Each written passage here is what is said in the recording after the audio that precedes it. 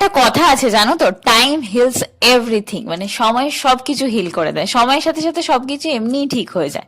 কঠিন সময়টা কাটিয়ে ওঠাটাই হচ্ছে আসল চ্যালেঞ্জিং, আসল চাপের ব্যাপার।